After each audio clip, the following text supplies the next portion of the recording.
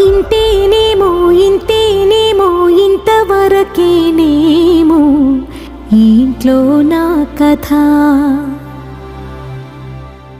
అంతేనేమో అంతేనేమో అంతులేని వేదనేమో ఆడపిల్లను కదా. మళ్ళీ తిరిగి అడుగేసేది వచ్చిపోయే చుట్టూలానే. నేను పుట్టి పెరిగిన ఊరికి ఇంకా పైన పొరుగుదాన్ని.